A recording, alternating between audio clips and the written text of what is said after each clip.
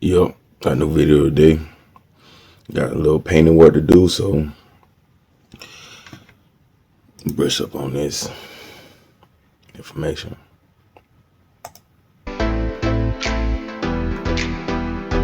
Step 1. Remove any of the wall hangings.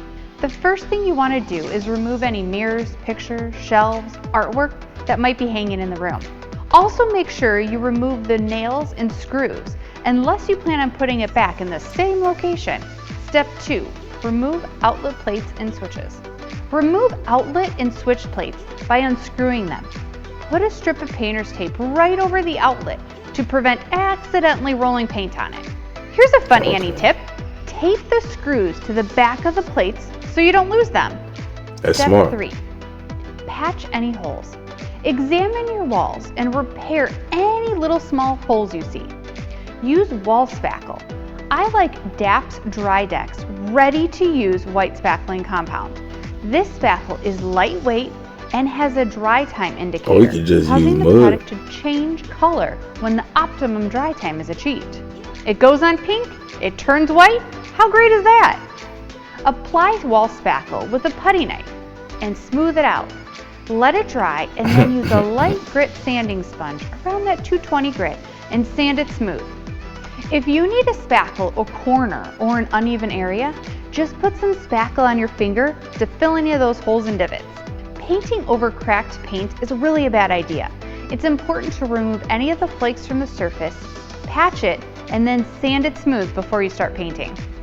There could be rough spots on the walls, whether they have been previously painted or not, that need to be sanded before you're painting again. Take the palm of your hand and run it across the wall. Anywhere you see a spot that's just a little rough, sand it down. Use sandpaper or sanding block to dull any of those uneven surfaces. Wipe away dust with a damp cloth and then let it dry thoroughly. If the wall has previously been painted a gloss or high gloss sheen of paint, you're going to need to smooth and sand that wall before you repaint it. Step 5. Cleaning. Vacuum dust off the baseboards and moldings and then wipe it down with a damp cloth.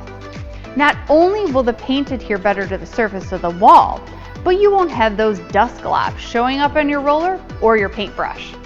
For surfaces that have exposure to oil or grime, like kitchen walls, wash with a solution of water and a grease-cutting detergent. Follow up with clean water to wash the wall. Finish by wiping down the walls with a damp cloth. Step 6. Apply painter's tape. The next step in painting a room is to use painter's tape to mask off any moldings, windows, trims, doors. Always press painter's tape down flat to prevent any of that bleed through. Follow up with a damp cloth to lock in the tape to the wall. This will help reduce bleed through of paint onto your wall. And here's an Annie tip. Choose the right painter's tape for your job. I like using low stick painter's tape, like Ace's Clean Release painter's tape, to tape off the walls and the baseboards. But if you have more delicate areas like a freshly painted wall, wallpaper, or a finished hardwood floors, I recommend using frog tape for delicate surfaces. It works really well. Once your painter's tape is applied, spread out your canvas drop cloth onto the floor in the areas that you're going to paint first, and then move your drop cloth as you paint different areas of the room. Tuck the drop cloth as close as you can to the baseboard. Step 7. Primer. If you were painting over a dark wall, you should consider using a primer. Primers disguise any imperfections and they create a smooth surface for your paint to lock onto. It also ensures a uniform finish, no matter what you're painting. Starting off with these steps to prep your wall will set your project off on the right foot, and you're going to have a beautiful new color applied to the walls in no time. Keep watching for another great video on how to prep your room before you paint. That video. Okay. Thank you for the information, young lady. Definitely appreciate it. Think I know how to do it now, if I didn't already before.